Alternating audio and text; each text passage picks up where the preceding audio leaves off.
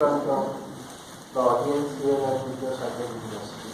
I have, as per request by the organizers, I have tried to maintain it to the students' level.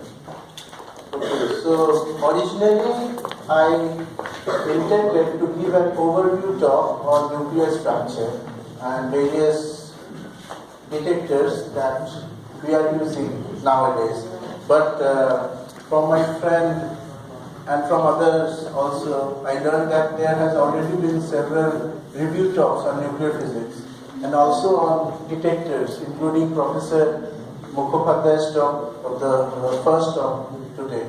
So, keeping these facts in mind, I have little bit changed my slides. So, I hope you will enjoy this. So, the first thing which comes to our mind when we talk about nuclei is how many are there. And this is a very famous chart, the chart of nuclides. Just as when we go to the vegetable market and we have to buy some vegetables, so the first thing we inquire is what vegetables are available. So depending on the vegetables which are available, the lunch and dinner at our home will be prepared. Similarly, depending on the nuclei, the various types of nuclei present, this whole set of nuclei constitute our world. Now, you all know this very simple plot. This is the proton nuclei, this is the neutron nuclei. So, most of the nuclei are over here, and very few you won't find it over these sides because they are unstable. Now, how do we know that they are unstable? Mostly by doing experiments. We know that they are unstable. But you know, sometimes even experiments can be very surprising. For example, around 1980s, people used to say that, come on, nuclear physics is more or less reaching a sort of saturation. Not dead, but sort of saturation. We all know most of the stuff over here. And suddenly, a Japanese scientist, Isao Tanihata, during an experiment, he discovered that whatever we knew, apart from these stable nuclei, there are also some very exotic structures like halonuclei. It was in late 1980s. And you can say that very experiment by Isao Tanihata started a sort of resurgence of great interest in nuclear physics. I'm not going to talk about all the details, but I'd like you to remember these words what I am saying, halonuclei or Isao Tanihata. When you go back from today's talk, also for other speakers, whatever talk they have given, try to at least Google search these words and try to find. It will expand your horizon. Okay, so I am not showing those exotic structures over here. What I am saying is that approximately 3000 is what we know. Now we know this from experiments. However, some things can just be known from deduction. Say for example, I am asking my students, look, I have got a pen in my hand. I have got a pen in my hand. What can you say about the nuclear force regarding this statement? So the statement is, I have got a pen in my hand. You can see it, okay? Now, what deduction can you say? You don't have to do any experiment. Don't have to look anywhere. Just tell me, looking at this pen, what can you say about the nature of nuclear force? The answer is very simple. The answer is, there must be a repulsive force somewhere. Otherwise, if the nucleons keep on attracting each other, no state, nothing will exist. Everything will just condense into a single drop, into single nuclei. You understand? So the very fact that we are here, very fact we are listening to it, the very fact that this pen exists is because there is a very simple repulsive hard core. Okay? This is just one of the basic properties of nuclear force, but you don't have to do any experiment. You just use your imagination, use your ideas of whatever physics you have learned through school, through college, and still learning to guide yourself through. Okay, now the next thing is sort of introduction. So we have a very difficult problem at hand. The problem is that the nuclei, the number of nucleons range from 1 to 300. Hydrogen, helium, lithium onwards. Now, why we have a problem? The problem is that from classical mechanics, we know that two-body problem is solvable if we convert to the center of mass system. However, three-body problem becomes very difficult to solve. Restricted three-body problem can be solved. Check the Gouldside book and other good classical mechanics books. So you understand that a simple three-body problem using known interaction is difficult to solve, and nuclear force we still do not know a lot about it. How are we going to solve the 300 or say 100 nucleus which consists of 100 nuclei? Now statistical physics doesn't help us here. For statistical physics you need something of the order of Avogadro number, which is not again here. So we have this nuclear physics is somewhere in between the applications. I'm not going to tell you anything about how the ab initio calculations are done, but there are certain methods, theoretical methods, which are nowadays very computationally based, and successfully people are able to do the few body calculations. Again, look into the literature. I'm not going to tell you everything here. I'm just going to guide you over some of the recent topics. Okay, so the most interesting thing is that it is a quantum few body system. Well, I just mentioned it. And again, suppose you want to know someone's nature. What you do? You try to use different probes. You try to anger him. You try to give him or her some gift and try to see the reaction. This is called a sort of excitation. You are trying to probe into the nature. Now, when a nucleus is just over there, stable, it's one thing. But suppose it is excited, excitation in energy, it starts behaving differently. I will show you some spectra afterwards. Fine, no problem. Excitation is possible. So, but the problem is that during excitation, single particle and collective modes are observed. What does this mean? This means sometimes the structure is that a single nucleus behaves as if a single nucleon and A minus 1 nuclei. The behavior is like that. Whereas sometimes the structure, the excitation is as if the whole nuclei, they are collectively working together.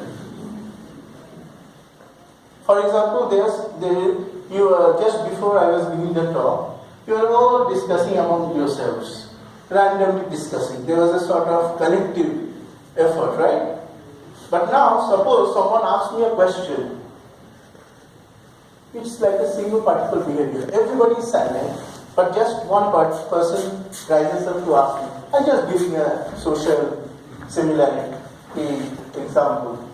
Now, the thing is that while these modes can exist in isolation, it is the interaction between them which gives nuclear spectroscopy its rich diversity.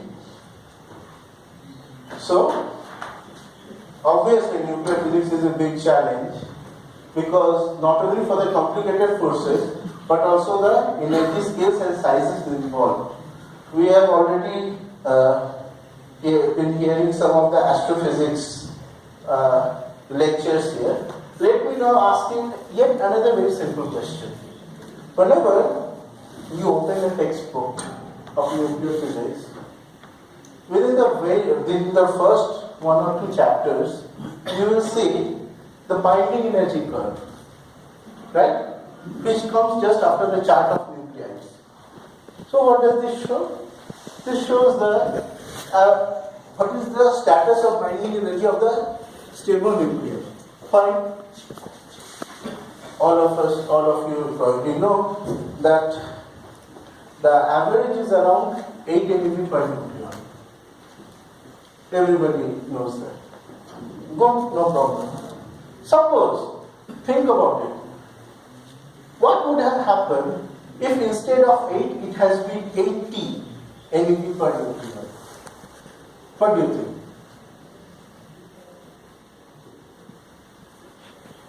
I'll tell you, it's the homework. This question was there in the SPPU nuclear physics examination last semester. The thing is that this is related to nuclear force. Think about it. And if had it been so, all astrophysics, the sun wouldn't have been like it is.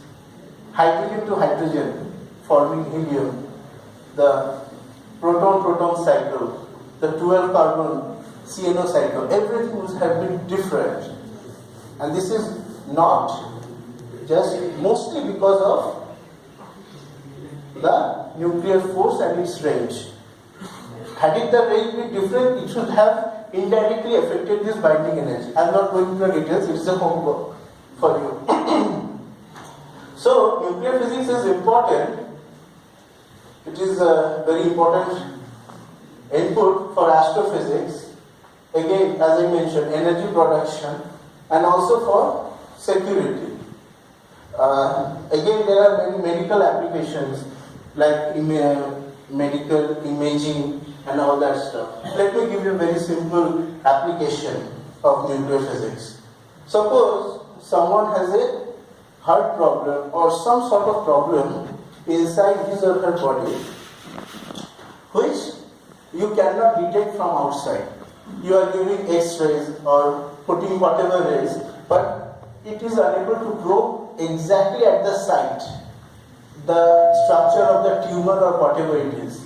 So what medical doctors do, they inject in your blood or a pipe goes through it, and just near the place where the tumor or whatever abnormality is there, they inject a small amount of radioactive material. Now you are scared. What will happen? Don't worry. It will decay after 1 hour or maybe 15 minutes, half-life, something like that. So what happens after that? What happens is that immediately when the radioactive source enters the abnormal area, what we are interested in, we want a light bulb inside our body. There will be bulb, and then we will see what is over there. So we want gamma radiation in this case, not alpha or beta radiation. So we want a source which will gamma decay. Okay, during decay gamma rays will be there. So there will be a sort of light bulb, and immediately putting a series of detectors, we will detect the gamma rays, and the gamma rays will interact with the abnormal area, and we will be able to see what is the scenario of tumor or whatever thing is there. This is a very simple application of nuclear physics. Again, talking about excitations. We can do excitation as a function of high T, that is n by z ratio. There can be putting n constant, we can vary the z, or keeping z constant, we can vary the n, or angular momentum, and again as a function of, as I said, n by z. And this is for isospeed, n minus z. Over here, this is n by z. Right. Now, what do we really want to do here? Just a small glimpse. So basically, as I have mentioned, I am mostly interested in excitation of the nucleus. So I want to study the nucleus under extreme conditions of this. four variables, and I've just drawn as some of the various possibilities. There are many more. Improved detection tools, which includes accelerators, intense stable radioactive both radioactive and stable beams, and highly sensitive detectors. I'll be primarily talking about this sensitive detector part. But keep in mind that if you want to really understand the nucleus under extreme conditions, you have to understand all this stuff over here. So now, I'll be talking mostly about gamma ray spectroscopy. What is gamma ray? Well, this is the electromagnetic spectrum, which very simply shows this is probably there in class 7 or class 8 textbook. The various frequency range over there. And now the nuclear excited states. So this is how they are really observed. Look at the excitation of 170 of Smeon. This is quite different from this one.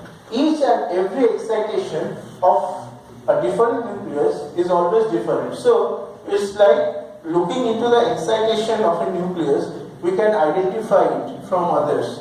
Each one has its own characteristic spectrum. And now this is a sort of summary. Suppose there is one excited level with excitation energy, spin parity and lifetime, and there is then another level, and there is a transition going on. So these are the level informations which we can have from these following measurements. You can check any good book on nuclear physics. If you want to know very recent references, I can tell you two books. One is by R. Prasad. It is a publication by PHI. It is also written by a very good experimentalist. And another is very recent book by Professor Anwar Kamal. I will request all of you students to go back to your colleges or university and tell your department heads to buy this book by Professor Anwar Kamal. It's around 4,000 or 5,000 but it's a very beautiful book. The problem with nuclear physics is that most of the books which are taught in colleges, they just give you lots of information, but you don't get motivation from that. But just try to read these two books, maybe you will find a little bit more motivated to try to do nuclear physics research. And now, so just gamma ray spectroscopy. So what do we get? Should be your next question. Okay, you are advertising gamma ray spectroscopy. Number one question, why? Number two question, what do we get? A simple diagram which shows you the various beautiful features. And this time I am just showing you energy versus angular momentum axis. If you plot, what are the various features there? Starting from pairing collapse to nuclear superfluidity, and many stuff are there, hyperdeformation, all that. Okay, so many stuff are there. I'm not going to explain each one of them. It's not possible in this limited time. Just to give you a simple overview. And how do we do that? Suppose you are doing some work at home and you require to do some other work as well, simultaneously. Sometimes you think, oh, had it been that I had 4 arms, it would have been so nice. Remember Goddess Durga? 10 arms. Okay. Just social sort of example.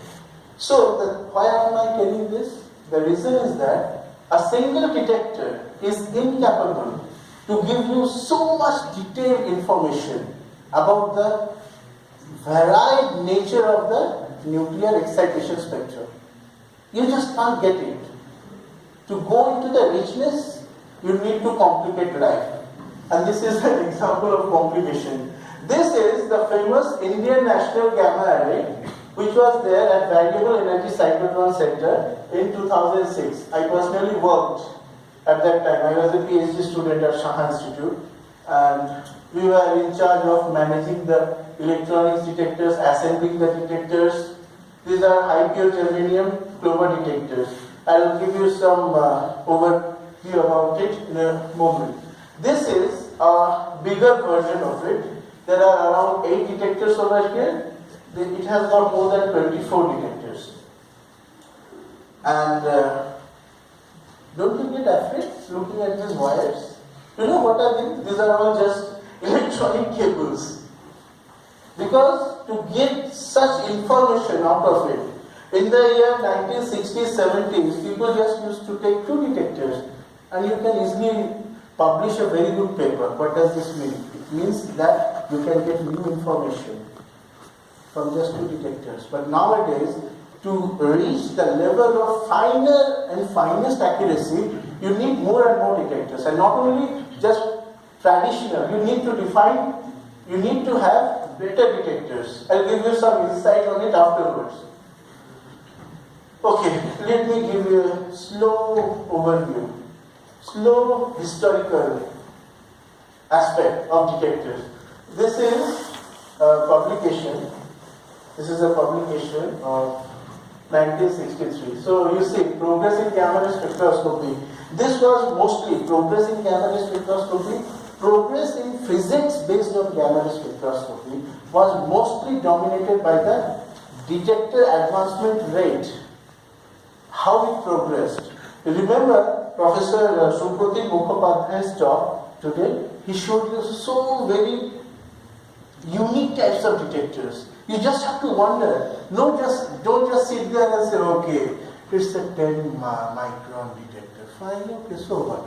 No, just think about it. Think about the size of your hair. Someone is able to manufacture such beautiful stuff on the size of your nail. Think about the technological hardships people have faced to create such a stuff. It is such a glorious event. Okay, so it was 1950s when it all started with sodium iodide detectors, and then it slowly progressed. Now, let me ask you a question. Suppose this is the famous cobalt 60 source 1173 32 gamma rays. This is with the sodium iodide detector. You get a sort of spectrum. This corresponds to the energy deposited by 1173 gamma ray in sodium iodide detector, and this corresponds to the same in jelly detector. Now, if I ask you which one is better, can anyone student please reply me? Which of the 2 photographs do you think is good?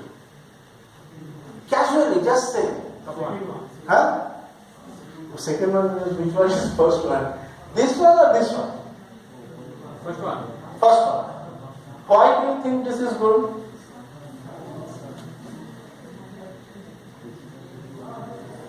Why do you think this is good compared to the second one? Both are giving you more or less the same information, right? I'll tell you one of the answers. Go into the book, search into energy resolution of detector. You will get the answer. I'll give you just one hint about it. The thing is that this is 1173. Okay, this one. Now, suppose had there been a gamma ray of 1176 keV. What would have happened for sodium iodide? For 1176 keV, this is 1173, 1176 would be here. And the 2 will merge into a single big peak. You won't be able to differentiate between them. But for this case, there will be a separate peak. So what do you want to know? Why are you saying peak and peak? What I want to know is signal to background ratio. I want signals. And for good signals, I must have good energy resolution. It must be like a Dirac delta peak. Then only I am able to see. Understand? So good signal to noise ratio. This is one of the factors. Another question.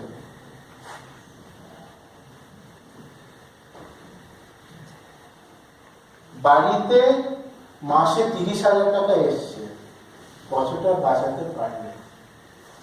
This is very important. You have one, suppose someone has earned 30,000 per month. How much have you saved? What does this mean? Everybody thinks about efficiency.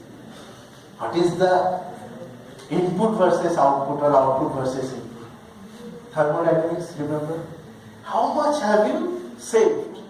So basically what I am asking is, suppose there is a detector and from the source gamma rays entered and you are seeing these many levels 73 over here over a certain period of time. So my question is, how many gamma rays enter into the detector and out of them how many are you really seeing? Don't you think this is a very valid question? This is a very important question, and this is decided by the efficiency of the detector. Ideally, we want 100%. Whatever comes, we must have it. But unfortunately, the nature of gamma ray interaction, if you remember the gamma ray attenuation experiment, the Beer-Lambert law, I is equal to I0 e to the power minus mu x, the exponential decay, you immediately realize it is not possible to absorb all the gamma rays. Because the nature of gamma ray interaction is different from charged particle and neutron interactions. It's a one-step process. Okay, so this is the scenario.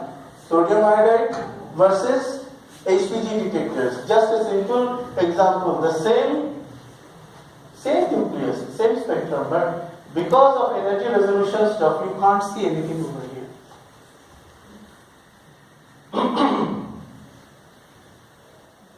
But if you use the data from all the multiple detector arrays, which I have shown earlier, then you will be able to get the fine. Now this is what I am talking about. This is the complete spectroscopy of 162 dysprosium. It was possible in 2006. I have shown you the first spectrum from 1960s. But the complete spectroscopy was possible in 2006. And look at the structure. How does it look to you? There is so much richness over here. And you cannot get it with a single detector or with a few detectors. You need a variety of detectors so that you can do angular distribution measurements, so that you can do angular correlation measurements, linear polarization measurements. And this will give you angular momentum, parity information. And also you have to do energy measurements, which Dr. Mukhopadhyay also mentioned. Again, I am not going into the details. Now, regarding lifetime measurement, I am just showing you a simple coincidence setup. So what I am saying is that, suppose I want to know the lifetime of a level. So there is it is being fed, okay? This, some gamma ray, it decays to this, some level by gamma ray emission decays to this level, and then this again decays by gamma ray emission to a different level. And I want to know the lifetime of it. And this is just one of the techniques. First, what you do, you see here, this is a detector, simple detector. First, let me tell you what happens is that the signal which gets from the detector is not at all strong enough so that we can immediately analyze it. We have to little bit amplify it.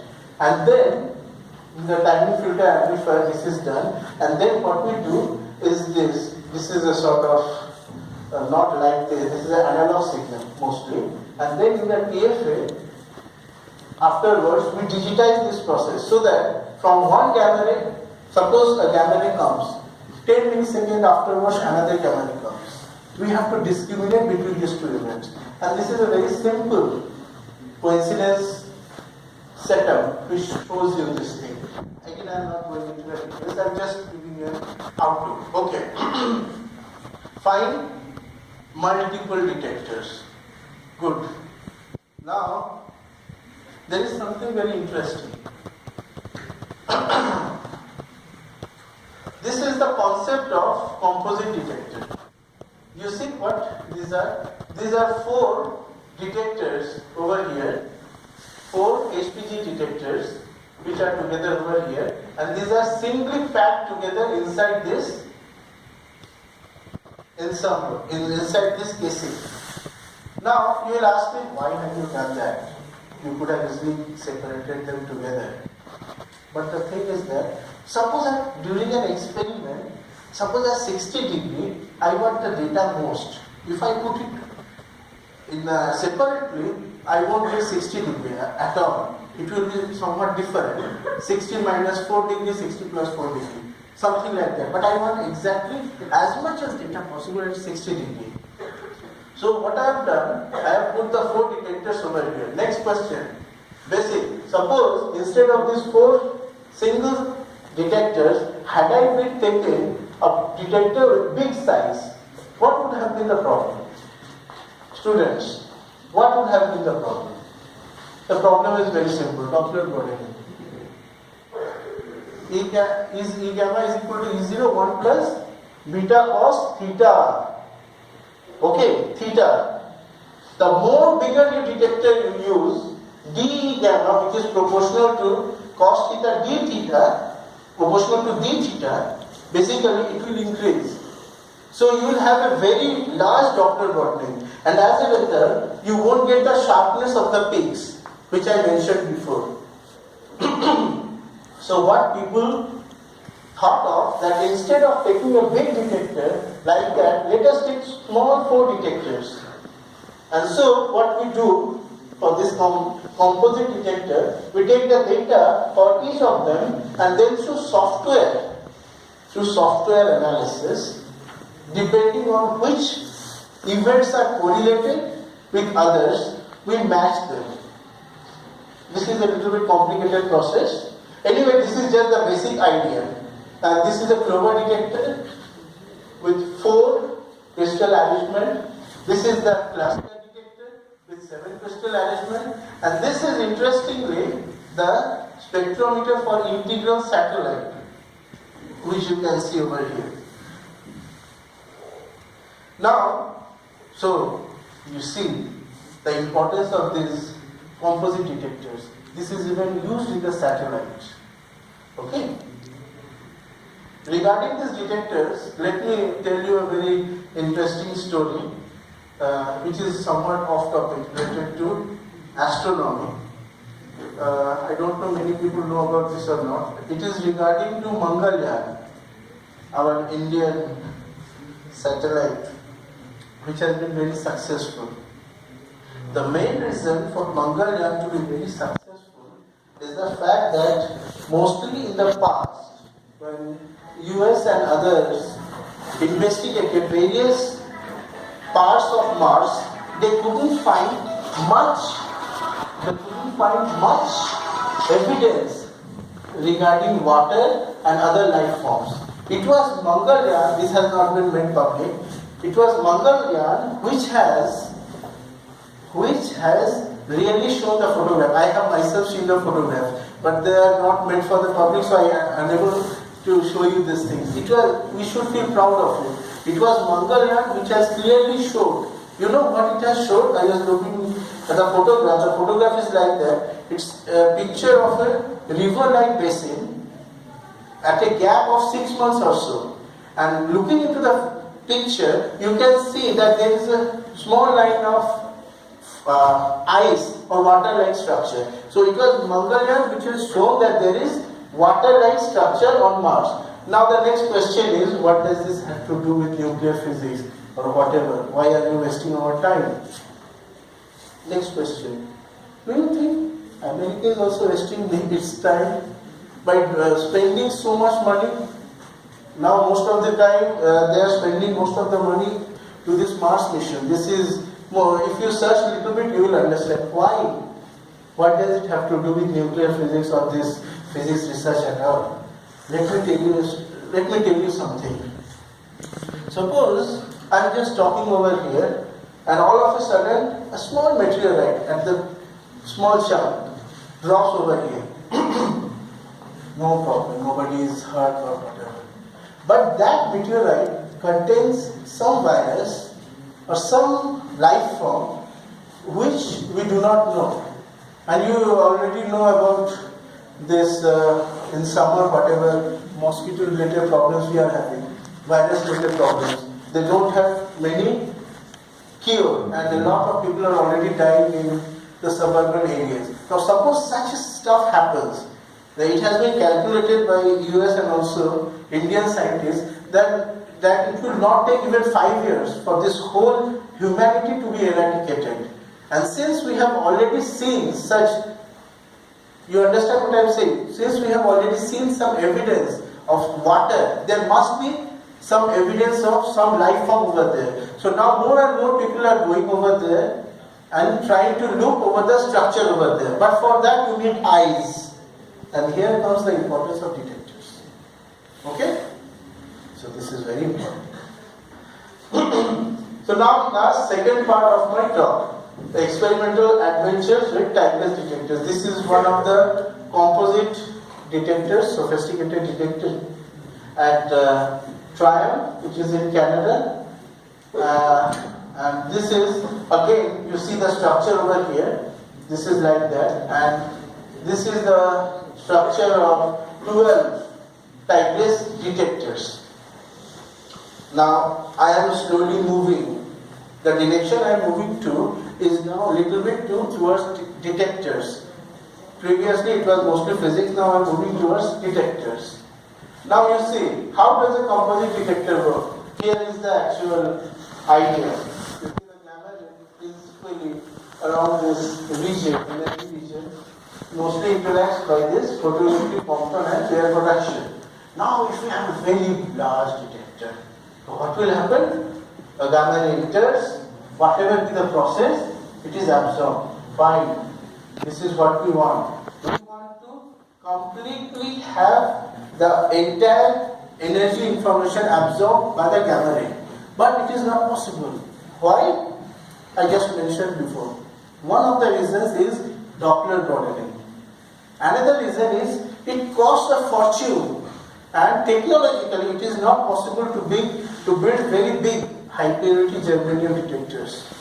Nowadays, research is being made on the type of material which will be responsible for making bigger detectors also. And if you look into the internet or good books or reference articles, you will see that lanthanum bromide and also similar stuff are already there. They are the latest generation of detector materials for gamma ray spectroscopy. So you see, for a very large detector, only full energy peak is there. But larger detectors, 7 centimeter, are really difficult and they are very, very costly. I was talking to a, yes? You're 5 minutes more. Oh, right. I was talking to a detector. I don't have any impression of giving you lots of information. I want to have you ponder over how much people have been working hard to get this very little bit of information which you might seem insignificant. I want you to realize its importance. Now I have been talking to a detector guy. He was a guy from Canberra. He told me, do you really know when we make detectors, more than 100 detectors are thrown away, and after that only one pure high purity germanium detector is being made. And this is if we have a standard size. If the size increases, the rate of this dumping it increases severely. If I want to make a this size detector, maybe 10,000 has to be thrown away, and then only one pure detector is made. So it is technologically and monetarily impossible. And so what you do, the basic idea is this. Some gamma ray enters over here, it might have complete absorption or incomplete absorption. What happens in incomplete absorption? It will escape. What happens in gamma ray enters? 800 kV is absorbed, 200 kV escapes. One of the ways to get back this 200 kV, because why you want to get it back? Because if you don't get it back, you get a background at 800 kV. You understand why I am saying background? Because anything which is not full energy peak, anything which is not 1 MeV is unrelated. It is background, incomplete energy. So one of the ways is put a second detector beside it, so that there is a probability that the escaping gamma ray can enter here, be detected, and then through software, through a correlation, I am able to sum up the data and get back 1 MeV. This is the reason for the construction of composite detectors. I am showing you this diagram for just 2 detectors here. Okay. There's all this stuff. And this is a simple setup with the detectors, and this is a simple energy spectrum, similar to the one I have shown before. These are the energy efficiency, and this is, I am not going into the details over here. Now I just want to completely talk about the third part. This is what I developed all by myself. I have been working with these global detectors for more than 8 years.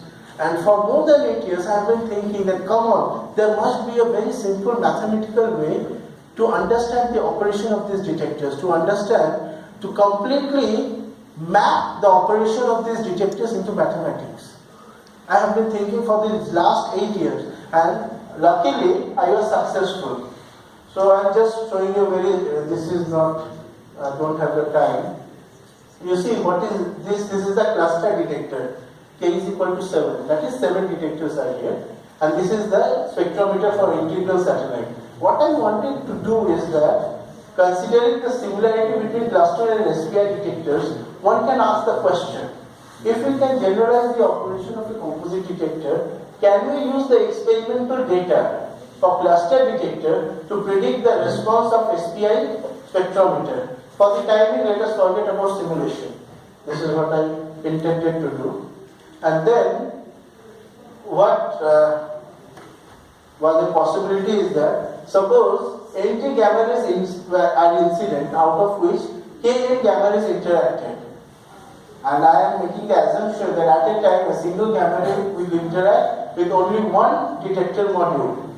Now the various possibilities are, some of the gamma rays are fully absorbed, let the probability be A. Some of the gamma rays are fully absorbed after interaction with 2 or more detector modules of this composite detector. Let the probability be alpha, and then some gamma rays escape the composite detector after interaction with 1 or more detector modules. Let the probability be beta. So you see, A prime plus alpha plus beta is equal to 1. Then after doing some clever mathematics, I was able to, I am not going to the details, unfortunately I don't have the time.